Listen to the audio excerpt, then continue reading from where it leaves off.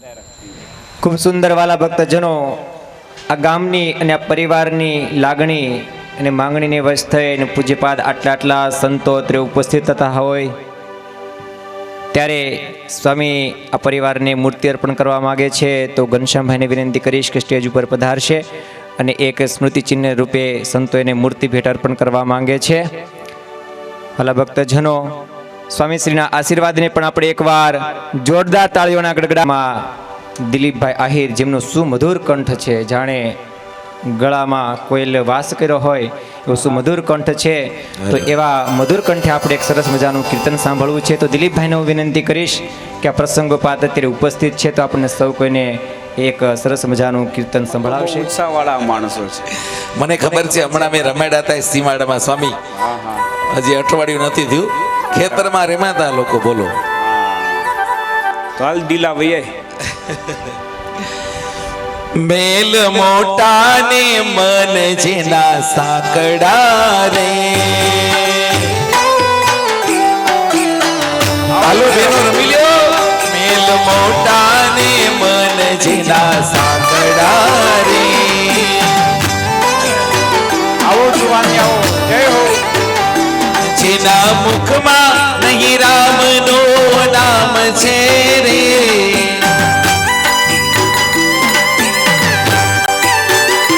જેના મુખમાં નહીં રામનો નામ છે રે. કોઈ જાશો ના એવાને આગણે રે.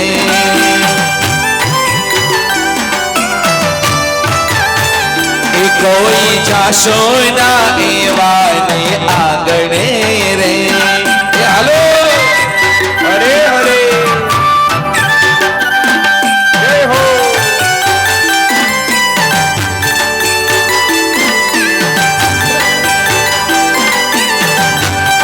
હા સુલતાનપુર, હા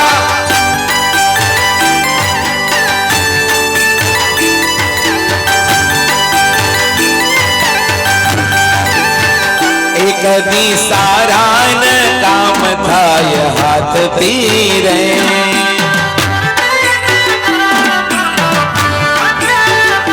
કદી સારાન કામ થાય હાથથી રે.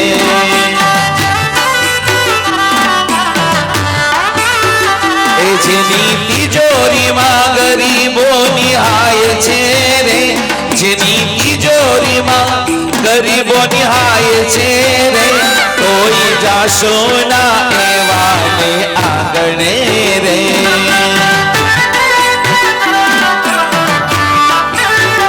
એ મેલ મોટા ને મન જેના સાંકડા રે. હરે હરે.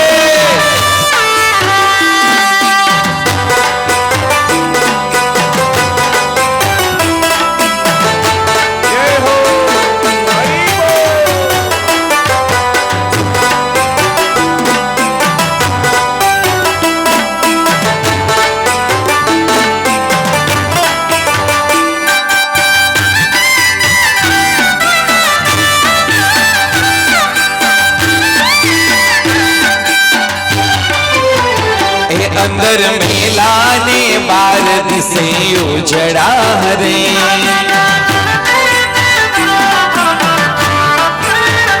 એ અંદર મેલા ને બાર દિશે ઉજડા રે.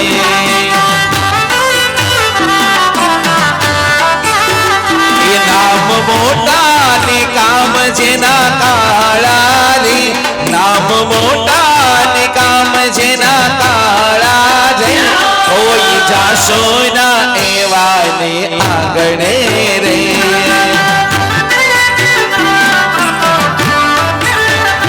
કોઈ જાશો ના એવાને આગણે રે. આ મારું સુલતાનપુર, હા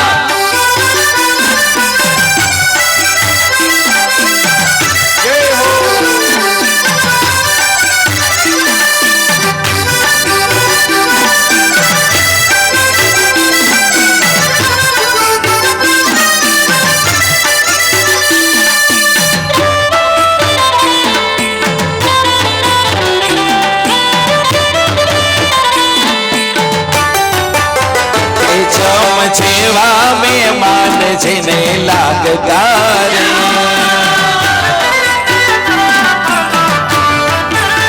એ ચમ છેવા મહેમાન જેને લાગતા રે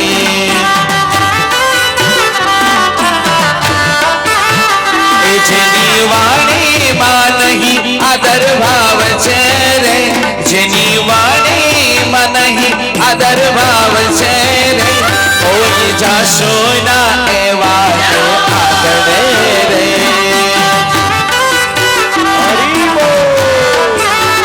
એ મેલ મોટા ને મલ જેના સાંકડા રે અરે હરે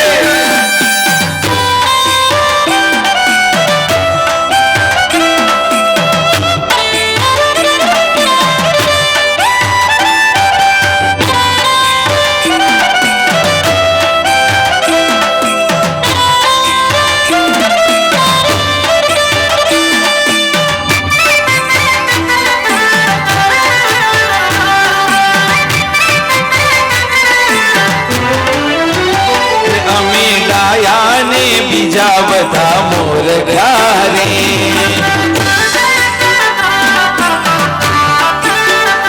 અમે ડાયા ને બીજા બધા મોર ગારે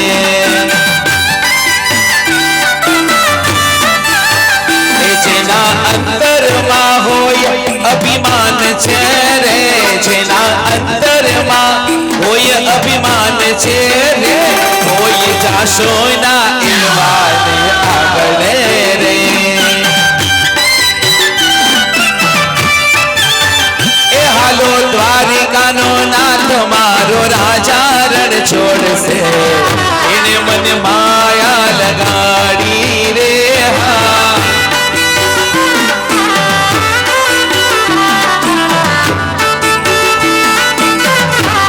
એ દ્વારિકાનો નાથ મારો રાજા રણ છોડશે એને મને માયા લગાડી રે હા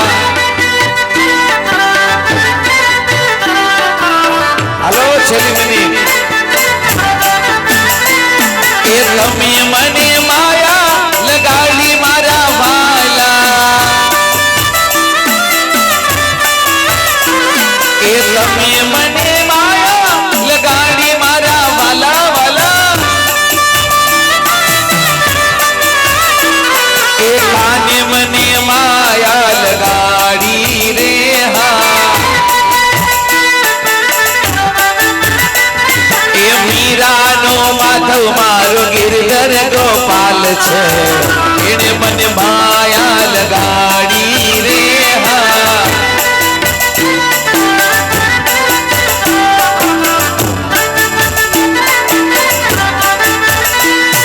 દ્વારિકાનો નાથ મારો રાજા રણ છોડશે એને મને માયા લગાડી રે હા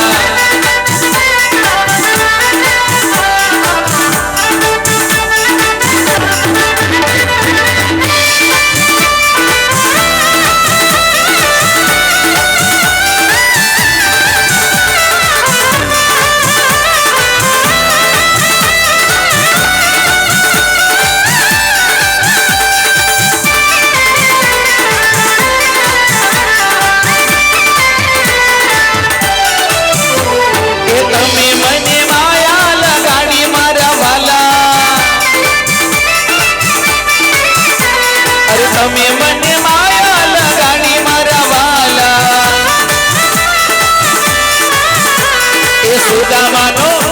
એ સુદામાનો મિત્ર મારો દ્વારિકાનો નાથ છે એને મને માયા લગાડી રે હા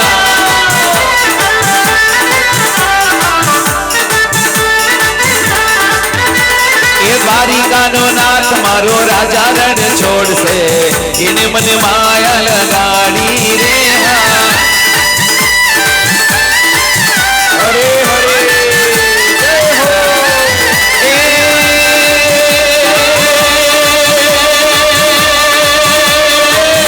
બોલે બાપૈયા હો બોલે બાપૈયા મોર કા પેકાળ આનંદ નો કિશોર વેલા આવો રે આવો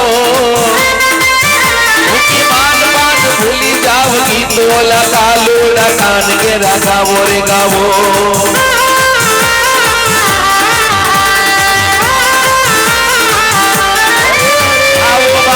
गोपाल सजी रूप रे रसाल नाचो सहु एक ताल बनी गेला रे गेला जोवानंद जी द्वारी आज प्रभु अवतारिया वो वेला रे वेला प्रभु अवतारिया वो वेला रे वेला ए सुल्तानपुर बाहुडे रे गुलाल बिछायो रंग के सदियो हा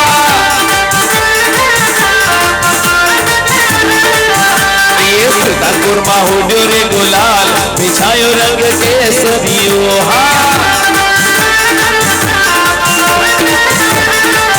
ये अमरेली ना संतो सुल्तानपुर में आया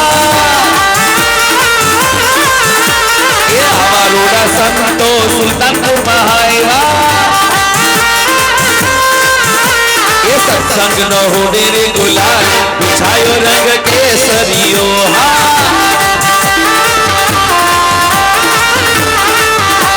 सुल्तानपुर माहुड्यो रे गुलाल बिछायो रंग के सदियो हा नाचो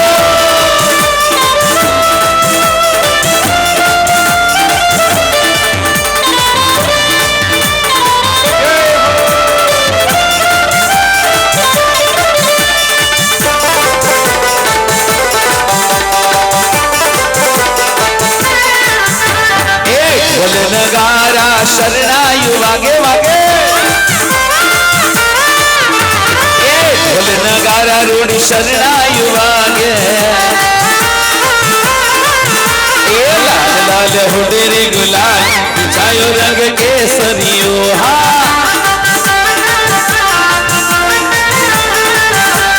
सुल्तानपुर माहुडे रे गुलाल बिछायो रंग के सदियो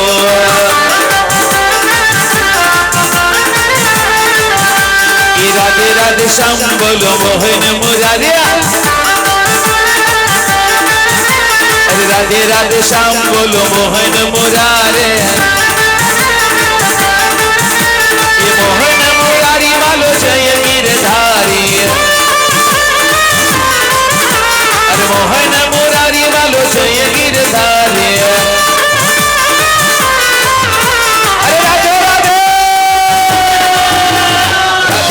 श्याम बोलो मोहन मुरारे सब बीज की सवाला रूप रसाला करीब हाला बनवाला जागी बन ज्वाला विपत विशाला दिन दयाला आनंद लाला आवे दयाला गुरुवाला रसीवाला बनवाला आवे दयाला गुरुवाला बंसीवाला बनवाला सुतारे मित्र मुरारी देवी सारी गिरधारी देवी सारी गिरधारी देवी सारी गिरधारी देवी सारी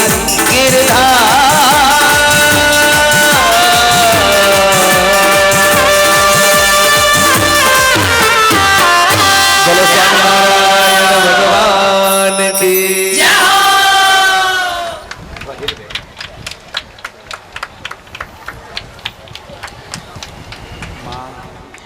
આ સારાઈ સંસારમાં જે ત્રિલોકીને ધારણ કરે છે એનું નામ ધર્મ છે જેનાથી સમાજ સુખી થાય એનું નામ ધર્મ છે જેનું અનુષ્ઠાન કરવાથી જેનું પાલન કરવાથી સમાજ સુખી થાય અને માં ધર્મનિષ્ઠિસ્તુ પુરુષો હીન જાતિ કુલોપી યહ સોપી બ્રહ્માદિભિઃ પૂજ્યઃ શ્લાઘનીયશ્ચ જાયતે જેના જીવનમાં ધર્મ હોય એ કદાચ નિમ્ન સ્તર જ્ઞાતિમાં જન્મો હોય હીન જ્ઞાતિમાં જન્મો હોય તો પણ બ્રહ્માને પૂજન કરવા યોગ્ય છે જેના જીવનમાં ધર્મ છે એ વ્યક્તિ મહાન છે બાલ પ્રભુ ઘનશ્યામે કહ્યું છે કે હે માં હિંસા ન કરવી એ સામાન્ય ધર્મ છે દરેક જીવ પ્રાણી માત્રનો ધર્મ છે ક્યારે હિંસા ન કરવી સત્ય બોલવું ચોરી ન કરવી કામ ક્રોધ અને લોભ ઉપર વિજય પ્રાપ્ત કરવો મદ્યનું પાન ન કરવું માંસનું ભક્ષણ ન કરવું પર સ્ત્રીનો ત્યાગ રાખવો, સંત સમાગમ કરવો અને ભગવાનની 9 પ્રકારની ભક્તિ કરવી, આ સામાન્ય ધર્મ છે. સત્કર્મ કરવા એ મનુષ્યનો સામાન્ય ધર્મ છે. તીર્થયાત્રા કરવા માટે જવું, યજ્ઞ વગેરે સત્કર્મ કરવા એ માનવનો સામાન્ય ધર્મ છે. વાલા ભક્તજનો, આપણી આ ભારતીય સંસ્કૃતિમાં યજ્ઞનો બહુ મોટો મહિમા ગવાણો છે. જ્યાં યજ્ઞ થતા હોય ત્યાં હંમેશાને માટે ભગવાન પ્રત્યક્ષ ને પ્રગટ વિરાજમાન હોય છે. જ્યાં યજ્ઞ થતા હોય ત્યાં ભારતીય સંસ્કૃતિની પરંપરાના જેટલા દેવો છે, ઋષિઓ છે, એ અખંડ હાજર હોય છે. એક ચમચી ઘીની યજ્ઞમાં આહુતિ આપવામાં આવે તો એનાથી ઘણો સારો ઓક્સિજન વાયુ આ સમાજને પ્રાપ્ત થાય છે. સ્વામિનારાયણ ભગવાન પોતે યજ્ઞના અધિષ્ઠાતા એક ભગવાન છે. સ્વામિનારાયણ ભગવાને પોતે પોતાના જીવનકાળ દરમિયાન કેટલાય યજ્ઞો કર્યા છે. જેતલપુરનો યજ્ઞ તમે જુઓ, કેટલો વિશાળ સ્વામિનારાયણ ભગવાને યજ્ઞ કર્યો. ડભાણમાં તમે જુઓ, સ્વામિનારાયણ ભગવાને કેટલો વિશાળ મોટો યજ્ઞ કર્યો. એટલે યજ્ઞ એ આપણી ભારતીય સંસ્કૃતિ છે. ભગવાન જીવનમાં ક્યારેક એવો રૂડો અવસર આપે, રૂડો મોકો આપે, ટાણું આપે, ત્યારે ડાયા માણસે 5 આહુતિ ભગવાનના નામની આપવી જોઈએ, યજ્ઞ કરવા જોઈએ. સદગ્રહસ્થોએ હવે હંમેશાને માટે પોતાના જીવનમાં યજ્ઞ કરવા.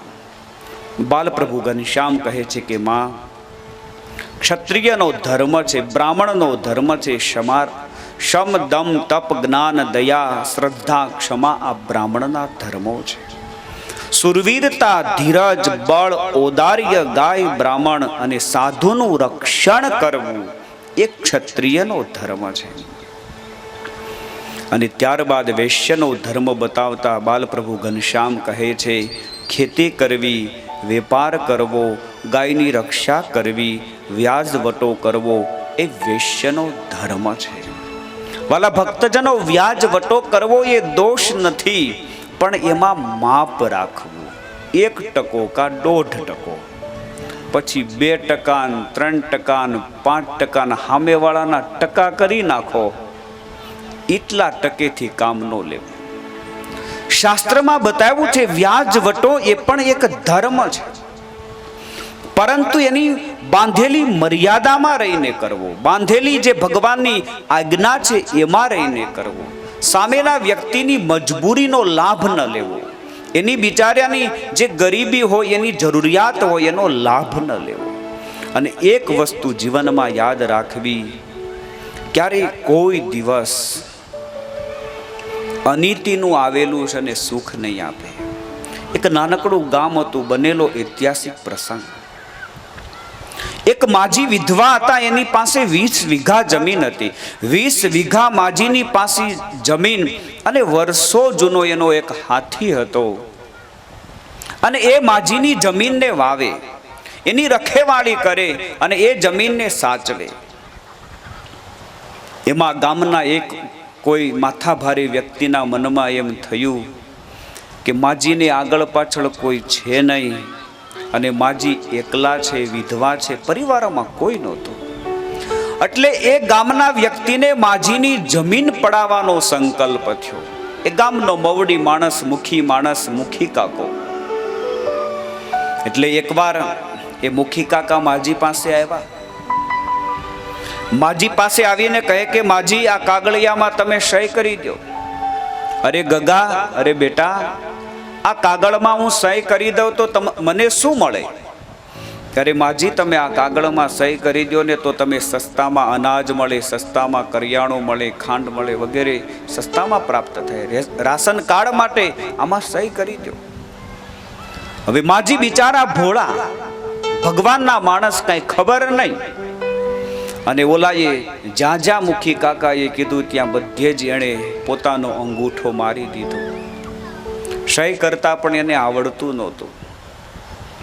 એટલે અમુક જગ્યાએ સહી કરવામાં વડીલોએ ખાસ ધ્યાન રાખવું. એક દાદા કહેતા હતા કે છોકરો મને વારે વારે દબાણ કરે છે કે હવે જમીન તમે મારા નામની કરી દો, મારા નામની કરી દો. મારી પાસે 70 વીઘા જમીન છે, પણ હું મારા છોકરાના નામની જમીન નથી કરી દેતો. કારણ કે મારો છોકરો મને ખબર છે કેવો છે, દારૂડિયો છે, 2 મોઢે દારૂ પીવે છે, અને મારી 70 વીઘા જમીન પણ ઉડાડી નાખે એટલે હું મારા નામની જમીન છે હું એના નામની નથી કરી દેતો. ઘણી વાર કે તમે દાદા અહીંયા અંગૂઠો મારી દો, અહીંયા અંગૂઠો મારી દો, અહીંયા અંગૂઠો મારી દો. સ્વામી, હું અંગૂઠો મારી જ નથી દેતો. અને મને રાતે હોઉં ને ત્યારે થોડોક ભય લાગે, એટલે સાંજે જ્યારે હોઉં ને ત્યારે મારો અંગૂઠો મોઢામાં નાખીને જ હોઈ જાઉં છું. ભાભો મટીને બાબો થઈ જાઉં છું. સમજ્યા? એ કે સાંજે હોઉં ને ત્યારે અંગૂઠો મોઢામાં નાખીને હોઈ જાઉં. નન ઊંઘમાં હું સૂતો હોય ને મને ખબર ન હોય ને મારા અંગૂઠેથી એ અંગૂઠા છાપી લઈ તો હા, એટલે હું સૂવ ને ત્યારે પણ અંગૂઠો મોઢામાં નાખી દઉં છું. એટલે ડાયા દીકરા હોય, કયાગરા દીકરા હોય, વ્યવહારુ દીકરા હોય તો એને વડીલોએ બધું સોંપી અને હરિનું ભજન કરવું હોય. અમુક ઉંમર થાય ને પછી દીકરાઓ સારા ડાયા હોય તો સોંપી દેવું, અને નો ડાયા હોય તો થોડીક જીવાઈની રાખવી. એટલે એને થોડોક મહિમા રહે કે દાદા પાસે જમીન છે, સેવા કરો. હવે માજીની 20 વીઘા જમીન ગમે એમ કરીને આડાવડું કરીને કાગળિયા કરી અને પેલા વ્યક્તિએ પડાવી લીધી. વરસાદ થયો, વાવણી થઈ, આખું ગામ વાવવા માટે જાય, અને માજીનો વર્ષો જૂનો હાથી હતો એ પણ જ્યારે પોતાની વાડીમાં વાવવા માટે ગયો એટલે પેલાએ 10-15 ધ્રુબા જેવા માણસો રાખી દીધેલા. પેલો આવ્યો અને બિચારો એકદમ ખબરેય નહીં, કલ્પનાય નહીં, અને આવ્યો વાડીએ. એટલે તરત પેલાએ કીધું કે આ જમીન મારા નામની છે, માટે આ જમીનમાં તું પગ મૂકતો નહીં. જો પગ મૂકીશ તો તારા પગ કાપીને હાથમાં આપી દઈશ. અને પેલો બિચારો અતિશય ભયભીત થઈને ઘરે જતો થયો.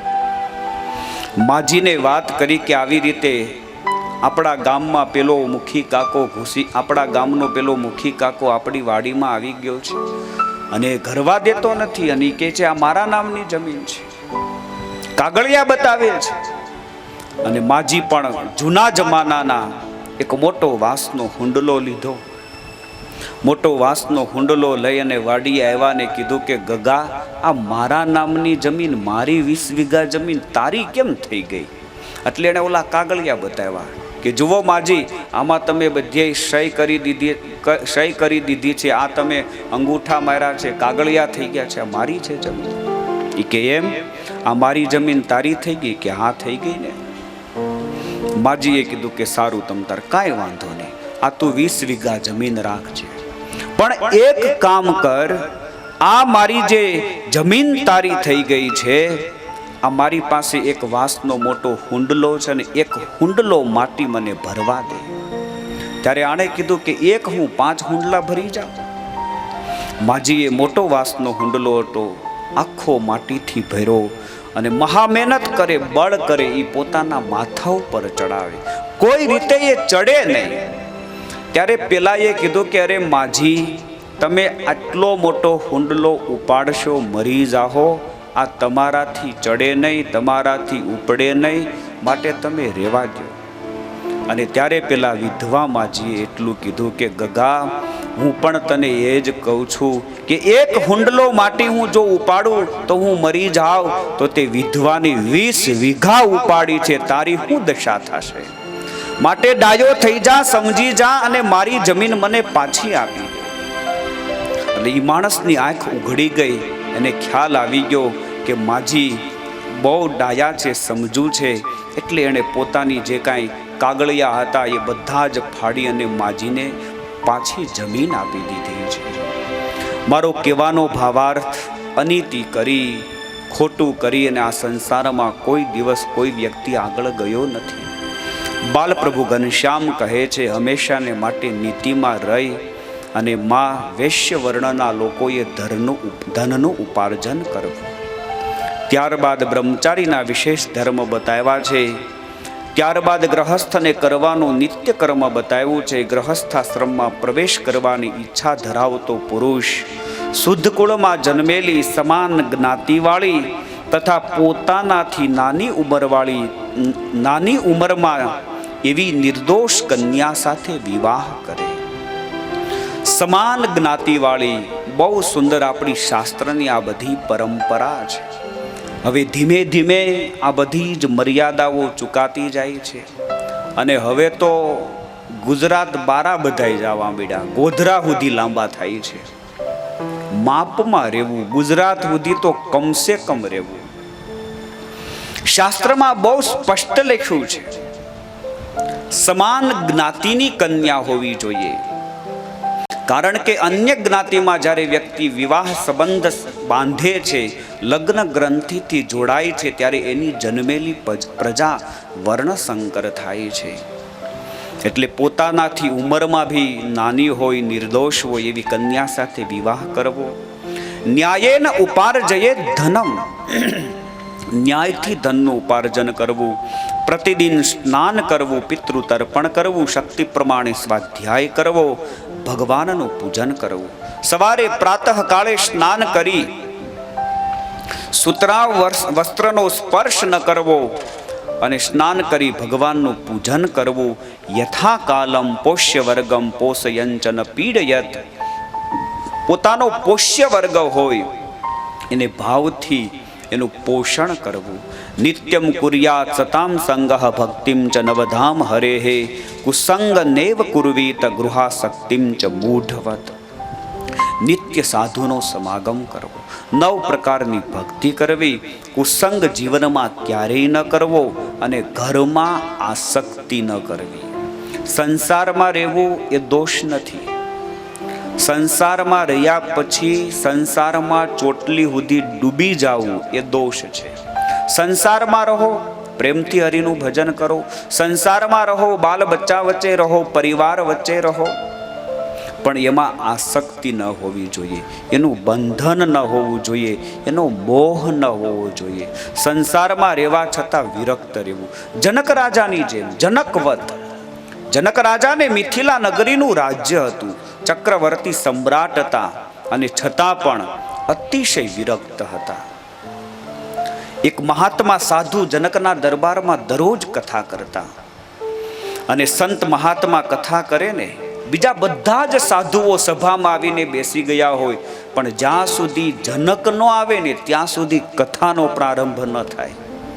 એટલે એકવાર બધા સાધુઓએ આ જે સંત કથા કરતા હતા ને એમને કહ્યું કે અમે બધાય ત્યાગીઓ આ સભામાં આવી જઈએ છીએ અને ગ્રહસ્થ જનક ન આવે અને ત્યાં સુધી તમે કથા પ્રારંભ નથી કરતા, તમારે કથાનો પ્રારંભ કરી દેવો.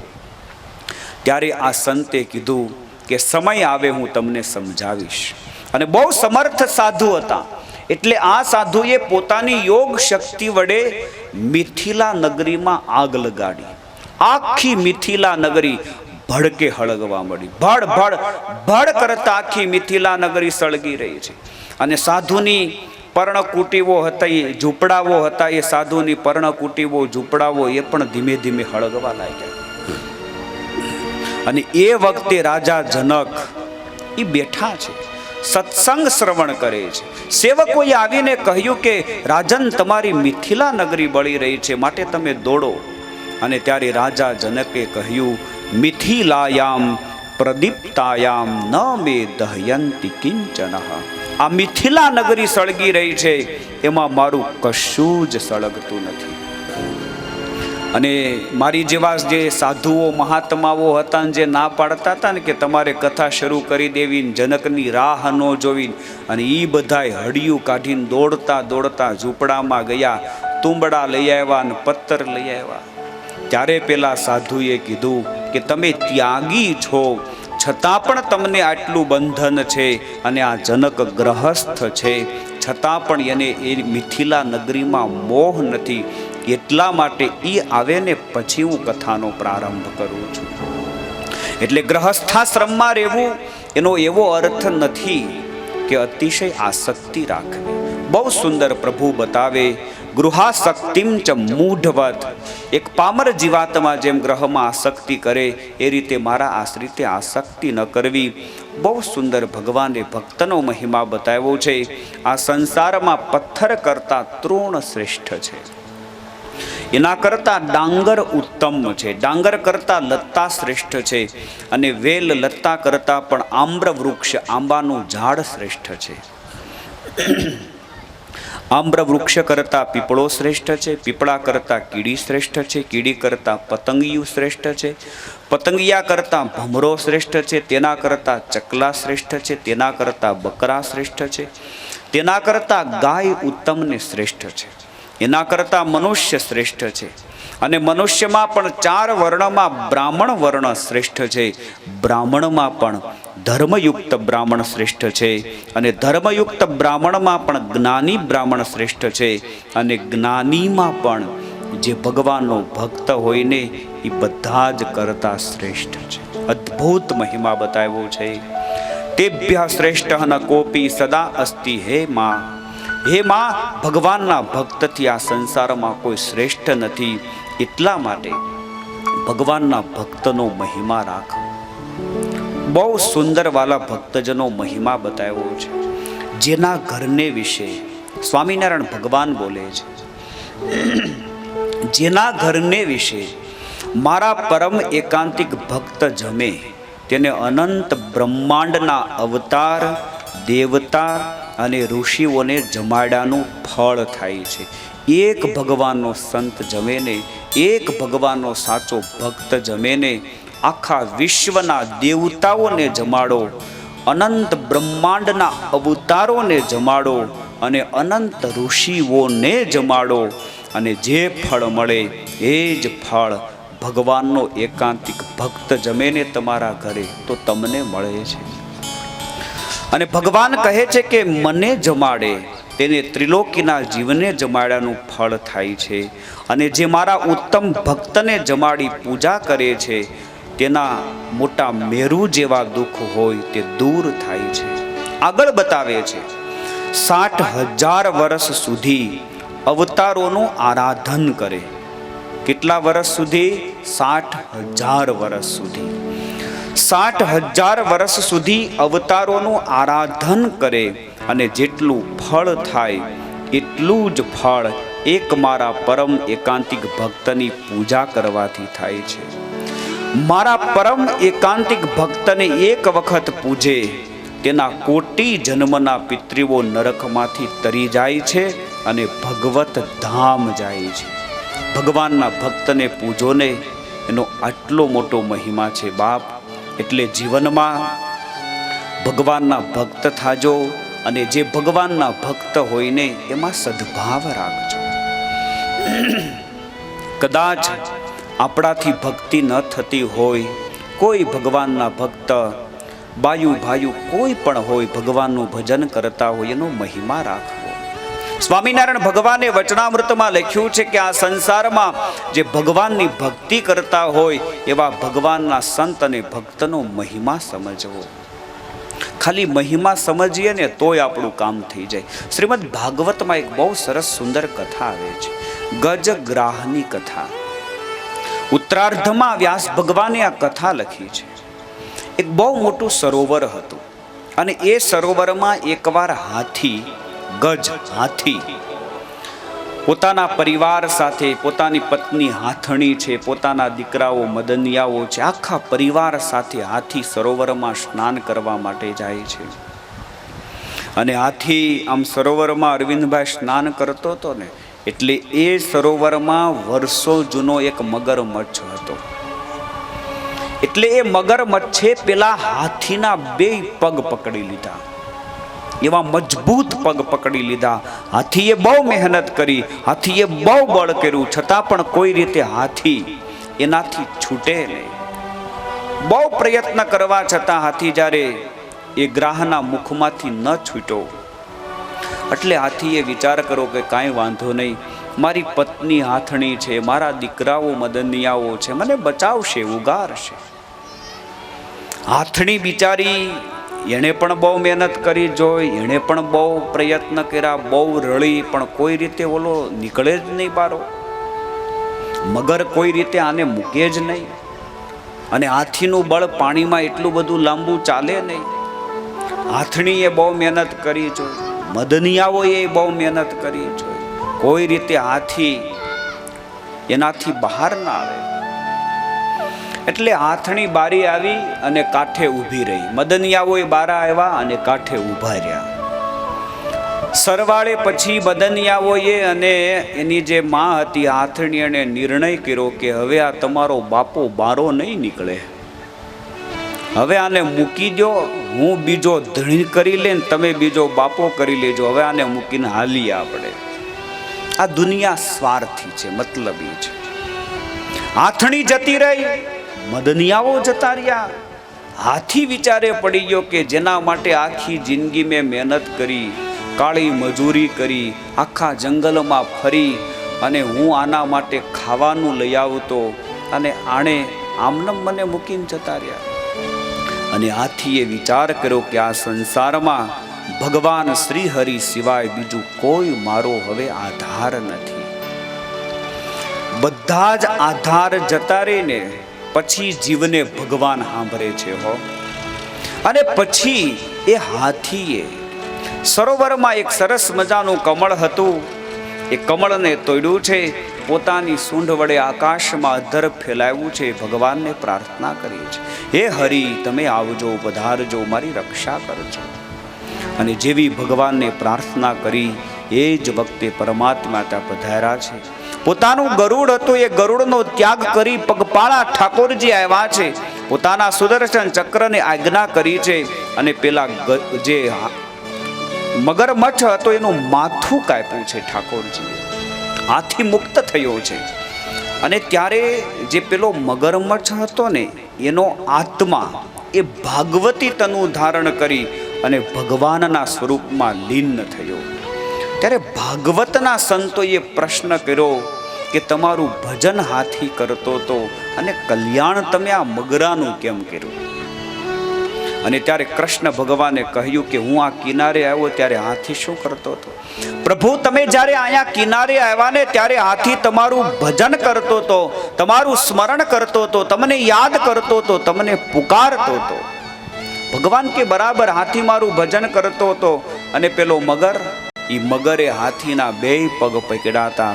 ભગવાન કે હું એ જ કહેવા માંગુ છું, આ સંસારમાં મારું ભજન કરતા હોય એવા કોઈ મારા સંત હોય, એવા કોઈ મારા ભક્ત હોય, એના ખાલી તમે પગ પકડી રાખશો ને તોય તમારું કલ્યાણ થશે, તોય તમારું કલ્યાણ થશે.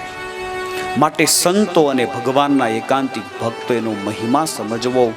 બાલપ્રભુ ઘનશ્યામે કહ્યું છે કે હે માં, ગ્રહસ્થએ હંમેશાને માટે સંતોની ભાવથી પૂજા કરવી, અને તમામ ગ્રહસ્થોએ જે કાંઈ ઘરે રસોઈ તૈયાર થાય એ બધી જ ભગવાનને ધરાવી, ભગવાનને અર્પણ કરવી, અને પછી પોતાના માટે ઉપયોગ કરવી. હંમેશાને માટે શ્રાદ્ધ કરવું, તીર્થમાં યાત્રા કરવા માટે જવું, વ્રતનું અનુષ્ઠાન કરવું. અને જે સંપન્ન ગ્રહસ્થ હોય, ધનાઢ્ય ગ્રહસ્થ હોય, એમણે ભગવાનના મંદિર કરવા. આઢ્યસ્તુ કાર્યેદ રમ્યમ દૃઢમ શ્રી વિષ્ણુ મંદિરમ વૃત્તિદાનેન પૂજાયાહ પ્રવાહમ વર્તયેદ હરેઃ. બાલપ્રભુ ઘનશ્યામ કહે છે કે હે માં, જે ગ્રહસ્થ ધનાઢ્ય હોય, સંપત્તિ વાળો હોય, રૂપિયા વાળો હોય, એવા ગ્રહસ્થએ ખૂબ સરસ મારા મંદિરોના નિર્માણ કરવા, એમાં ભગવાનની પ્રતિમાનું સ્થાપન કરવું, અને એ પ્રતિમાનું સ્થાપન કરી નિત્ય પૂજન કરવું, સાધુ બ્રાહ્મણોને જમાડવા. ગ્રહસ્થએ જીવનમાં અતિશય લોભ ન કરવો. નાતિ લોભી, નાતિ કામી, નાતિ ક્રોધી ન મત્સરી, નાતિ માની ભવેત ક્વાપી દ્વયામ કુર્વીત દેહેશુ. મારો આશ્રિત એવો ગ્રહસ્થને જીવનમાં અતિશય લોભ ન રાખવો, કામ ન રાખવો, ક્રોધ ન રાખવો. ખૂબ સરસ મજાના ગ્રહસ્થના ધર્મો બતાવ્યા છે. સધવા વિધવા સ્ત્રીઓના ધર્મ બતાવતા પ્રભુ કહે છે કે પતિવ્રતા નારીએ ક્યારેય પતિનો અભાવ ન લેવો, એ આર્ય નારીનું લક્ષણ છે. ચંચળતાનો ત્યાગ કરી હંમેશાને માટે પતિમાં ઈશ્વર બુદ્ધિ રાખી ભગવાનની ભાવથી ભક્તિ કરવી. વિધવા સ્ત્રીએ પોતાના પતિ જ્યારે દિવંગત થાય ત્યાર પછી ભગવાનમાં પતિ બુદ્ધિ રાખીને ભાવથી ભગવાનની સેવા કરવી, તપથી શરીરને કૃશ કરવું, પર પુરુષ માત્રનો ત્યાગ કરવો, ખૂબ સુંદર વિધવાના ધર્મો બતાવ્યા છે. અને ત્યાર પછી બાલપ્રભુ ઘનશ્યામ કહે છે કે માં, હું તને જ્ઞાનનું લક્ષણ બતાવું છું. જ્ઞાન કોનું નામ છે? તો આ સંસારને નશ્વર જોવો અને ભગવાનને અખંડ જોવા, આ સાચું જ્ઞાન છે. જ્ઞાન બે પ્રકારના છે, એક આત્માનું જ્ઞાન અને બીજું પરમાત્માનું જ્ઞાન. આ બે જ્ઞાન જ્યારે જીવાત્માને થાય છે ત્યારે માં આ સંસારમાંથી વૈરાગ્ય થાય છે. અને હું માં તને વૈરાગ્યનું લક્ષણ બતાવું છું. વૈરાગ્ય એનું નામ છે જગતના તમામ પદાર્થોમાં અરુચિ અને ભગવાનમાં પરાપ્રીતિ, એનું નામ વૈરાગ્ય છે. કોઈ પદાર્થમાં ક્યારેય કોઈ દિવસ બંધાય નહીં, ન બંધાવું એ વૈરાગ્યનું લક્ષણ છે. વૈરાગ્ય ઉત્પન્ન કઈ રીતે થાય? તો જ્યારે નિત્ય પ્રલય, નિમિત્ત પ્રલય, પ્રાકૃત પ્રલય અને આત્યંતિક પ્રલય, આ ચાર પ્રકારના પ્રલયોને વિચારા કરે તો એને વૈરાગ્ય થાય છે. અને જ્યારે વૈરાગ્ય થાય ને ત્યારે સ્ત્રી, ધન, પુત્ર, ક્ષેત્ર, પશુ, વાહન, શૈયા, પંચ વિષય, વસ્ત્ર, આભૂષણ, રાજ્ય, સ્વર્ગ, એના સુખમાં ક્યાંય એને રુચિ રહેતી નથી. અને હંમેશાને માટે ભગવાનની ભક્તિમાં એ મસ્ત બને છે. જિંજાવદરના રામબાઈ હતા, મહાવૈરાગી રામબાઈ. જિંજાવદર ગામના અલૈયા બાપુ એમને ત્યાં એ નાની એવી દીકરીનો ઉછેર થયો તો એના માતા પિતા નાની ઉંમરમાં જતા રહ્યા હતા. એ જિંજાવદરના રામબાઈ એમને ત્યાં એ દીકરીનો ઉછેર થયો. દીકરી યુવાન થઈ એટલે અલૈયા બાપુના મનમાં સહજ સંકલ્પ થયો કે હવે રામની ઉંમર થઈ છે, માટે રામબાઈને યોગ્ય મૂર્તિઓ ગોતી અને હું પરણાવી દઉં. એટલે એકવાર અલિયા બાપુએ રામબાઈને બોલાવ્યાને કીધું કે બેટા, હવે તારી ઉંમર થઈ ગઈ છે, માટે હવે મારે તને પરણાવી છે. માટે તને ક્યાંય મન બંધાણું હોય, કોઈમાં તને પ્રેમ હોય, આસક્તિ હોય, ભાવ હોય તો તું મને કહે. ત્યારે રામબાઈએ કીધું છે કે મને આ સંસારનો કોઈ પુરુષ ગમતો નથી. મેં માત્ર ને માત્ર શ્રી હરિ સાથે સંબંધ બાંધ્યો છે, માટે બાપુ મારે પરણવું નથી. તમે એની ચિંતા નહીં કરતા, મારે સાંખ્ય યોગનું પાલન કરી અખંડ ભગવાનનું ભજન કરવું છે. ત્યારે અલૈયા બાપુએ કીધું કે ના બેટા, સમાજ વાતો કરે, ગામ વાતો કરે, એટલા માટે તારે પરણવું તો પડશે જ. રામબાઈ ના પાડે, અલૈયા બાપુ આગ્રહ કરે, બેટા તારે પરણવું પડશે. અને સરવાળે રામબાઈએ બહુ ના પાડીને એટલે અલૈયા બાપુએ કીધું કે એક કામ કરીએ, મહારાજને ગઢડા પત્ર લખીએ અને સ્વામિનારાયણ ભગવાન જે પ્રમાણે કહે ને એ પ્રમાણે બેટા તારે અને મારે આપણે બેય કરવાનું. અને પછી અલૈયા બાપુએ સ્વામિનારાયણ ભગવાનને પત્ર લખ્યો કે મહારાજ રામબાઈને તમે આજ્ઞા આપો, એ પરણે અને પછી ભગવાન ભજે. મારે ત્યાં દીકરીનો ઉછેર થયો છે, સંસાર ગામ લોકો બધાય વાતો કરે. એટલે સ્વામિનારાયણ ભગવાનની પાસે એ ચિઠ્ઠી આવી, ચબરખી આવી, પત્ર આવ્યો. એટલે સ્વામિનારાયણ ભગવાને પ્રત્યુત્તરમાં લખ્યું, રામબાઈને માલુમ થાય પરણી અને પછી પ્રભુ ભજવા, લિખિતન સહજાનંદ સ્વામી. સ્વામિનારાયણ ભગવાને સ્વયં આજ્ઞા કરી અને રામબાઈને કહ્યું કે જો બેટા મહારાજનો કાગળ છે, સ્વામિનારાયણ ભગવાને કીધું છે પરણી અને પછી પ્રભુ ભજવા, એટલે બેટા હવે તારે પરણવું તો પડશે. રામબાઈ કે સારું, મહારાજની આજ્ઞા છે, મહારાજની આજ્ઞાનું ઉલ્લંઘન કરાય નહીં, માટે તમ તારે યોગ્ય મૂર્તિયા સાથે મારા લગ્ન કરો. અને રંગે ચંગે દબદબા પૂર્વક અલિયા બાપુએ તૈયારી કરી અને અલિયા ખાચરે ધામધૂમથી રામબાઈના વિવાહ સંપન્ન કર્યા. 4 ફેરા ફેરા રામબાઈ. અને પછી ગોરદાદાને પૂછ્યું કે હવે પરણવાનું પૂરું થઈ ગયું? ગોરદાદાએ કીધું કે આ 4 ફેરા ફરાઈ ગયા એટલે પરણવાનું હવે પૂરું થઈ ગયું કહેવાય. અને રામબાઈએ ગળામાં સોનાનો હાર, બનેલો ઐતિહાસિક પ્રસંગ છે, આ ટાઢાપુરની વાત નથી. ગળામાં સુવર્ણનો હાર હતો, પોતાના કાંડામાં સુવર્ણના એ કંકણ હતા, એ બધું જ સોનાનું પોતાના શરીર ઉપર જે કાંઈ આભરણ હતું ને એ રામબાઈએ ઉતાર્યું છે. અને ઉતારીને એનો જે ધણી હતો ને, એનો પતિ હતો ને, એના પગમાં મૂક્યું ને કીધું કે આ તારી બેન તરફથી હાથ ઘરનું માનજે. સાહેબ બધા સ્તબ્ધ બની ગયા, જોતા રહી ગયા. અરે રામ, તું આ શું કરું છો? અને ત્યારે અલૈયા બાપુને રામબાઈએ કીધું, જુઓ મહારાજના પત્રમાં તમે જુઓ, સ્વામિનારાયણ ભગવાને એવું લખ્યું છે, રામબાઈને માલુમ થાય પરણી અને પછી પ્રભુ ભજવા. તો બાપુ હવે પરણાઈ ગયું અને હવે આજથી પ્રભુ ભજવાનું ચાલુ. સાહેબ રામબાઈએ સંસાર છોડી દીધો, આસક્તિ નહીં. સાહેબ કદાચ તમારાથી નહીં મુકાય, ભલે તમે સંસારમાં રહ્યો, પણ મોહ નહીં, બંધન નહીં, ચોટવાનું નહીં. જ્યારે ચોટે ને ત્યારે ઉપાધિ થાય. આ તમે પુડલું બનાવતા હોય, એ પુડલું ચોટે ને પછી ગંધાય બહુ. દૂધપાક બનાવતા હોય ત્યારે દૂધપાક ચોટે ને એટલે ગંધાય બહુ. તુવેરની દાળ જ તમે કુકરમાં બાફવા મૂકી હોય ને, એ દાળ ચોટી જાય ને એટલે ઉપરની દાળે ખાવાની મજા ન આવે, પછી એમાં વાસ બેહી જાય. એમ જ્યારે જીવ ચોટે ને માયામાં, વિષયમાં, પંચ વિષયમાં આસક્ત થાય ને, અને ત્યારે પછી બધી જ ઉપાધિ શરૂ થાય. માટે વાલા ભક્તજનો, આવો સરસ સુંદર ભગવાને રૂડો અવસર આપ્યો છે. એક ભગવાન એ આપણા હૃદયમાં ચોટવા જોઈએ. ચોટવાનું સ્થાન ઠાકોરજી છે, એમાં આસક્તિ કરો. આ મનુષ્યનો દેહ ભગવાને આપ્યો છે, એ ખાલી હરવા ફરવા માટે નથી આપ્યો. આ ભગવાને મનુષ્યનો દેહ આપ્યો છે, એ ખાલી કોઠીનું આઈસ્ક્રીમ ખાવા માટે નથી આપ્યો. આ નકરા કોઠીના આઈસ્ક્રીમ ખાઈ ખાઈ અને ગળા બેહારી દે છે. આ કોઠીના આઈસ્ક્રીમ ખાવા માટે આ ખાલી માનવનો દેહ નથી. હરવા ફરવા માટે આ માનવનો દેહ નથી. બીડીયું ફૂંકવા માટે આ માનવનો દેહ નથી. 135નો ખાવા માટે આ માનવનો દેહ નથી. રજની ગંધા ખાવા માટે આ માનવનો દેહ નથી. આ માનવનો દેહ બ્રહ્મરૂપ થવા માટે આપ્યો છે. સાહેબ આ મનુષ્યના દેહે કરીને માત્ર ને માત્ર ભોગ ભોગવવા નહીં, માત્ર ને માત્ર હરવું ફરવું નહીં. આ ભગવાને તમને સંપત્તિ આપી હોય તો સારામાં સારું મકાન બાંધો, સારામાં સારી ગાડી લો, સારામાં સારા કપડાં પહેરો, પણ હારે હારે ઠેઠનું પણ થોડું થોડું કરતા જાઓ. સારા કપડાં પહેરવાનું કોઈ શાસ્ત્રોમાં નિષેધ નથી, સારું મકાન બનાવવાનો કોઈ નિષેધ નથી. ભગવાને સંપત્તિ આપી હોય તો મોજથી રહો, પ્રેમથી રહો, હળી મળીને રહો, પણ સાથે સાથે થોડુંક ઠેઠનું પણ કરતા જાઓ.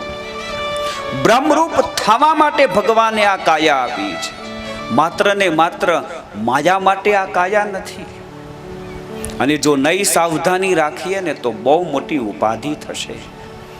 નાનકડું ગામ હતું અને એક નાનો ટેણીયો ટાબરિયો છોકરો બપોરનું ટાણું જમી કારવી અને બધાય મહેમાનો સોફા ઉપર બેઠા હતા. છોકરો દોડતો દોડતો આવ્યો. એક બાજુ એના પિતા બેઠા હતા, એક બાજુ એની માં બેઠી હતી. મમ્મી પપ્પા વચ્ચે આવીને પેલો છોકરો બેસી ગયો અને નાનો એવો ટેણીયો ટાબરિયો આ રવિભાઈના છોકરા જેવો છે.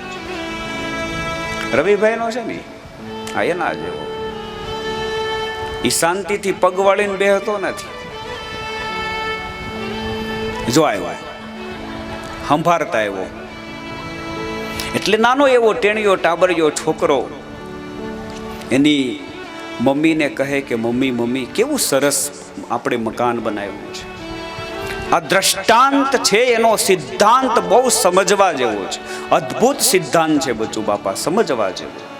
એ નાનો એવો છોકરો એની મમ્મીની સાથે વાત કરે છે કે મમ્મી કેટલું સરસ મકાન બનાવ્યું છે. આખું મકાન કેટલું સરસ છે, કેટલું સારું છે. અને આખું મકાન આમ તમે જુઓ તો ઓટોમેશન વાળું છે. અને છોકરો કહે કે હું રાત્રિએ 12-1 વાગે મને એકી લાગે ને હું ઊભો થાવ ને અને આમ ફ્રીજનું બારણું, આમ જ્યાં હું બાથરૂમનું બારણું ખોલું ને ત્યાં એની મેળે લાઈટ થાય છે. એટલે આવી રીતે જ્યાં ચર્ચા ચાલતી હતી ને એટલે એની માં ઊભી થઈ અને ઉપાડીને વાહામાં ગળદો માર્યો. ગળદા ખાધા હોય એને ખબર હોય. છોકરો બિચારો રડવા માંડ્યો, રુદન કરવા માંડ્યો.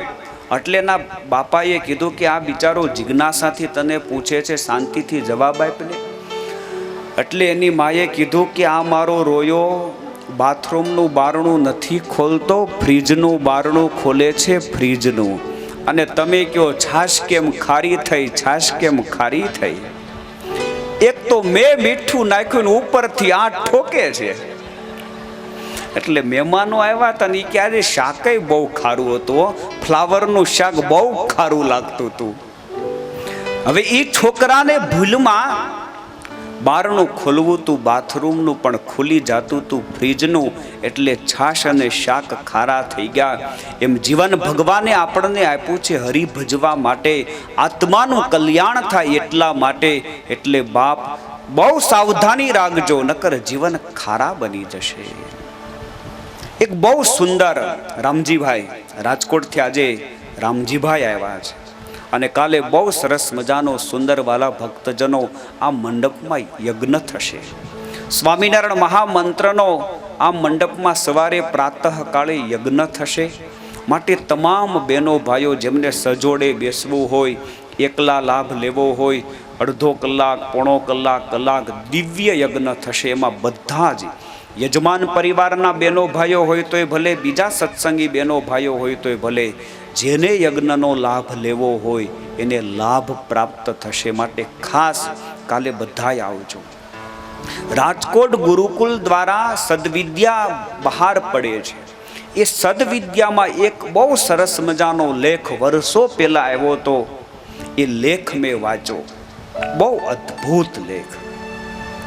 પૂજ્યપાદ દેવ સ્વામીએ લખેલો આ લેખ, ગુરુ મહારાજ દેવ સ્વામી એમણે લખેલો આ લેખ.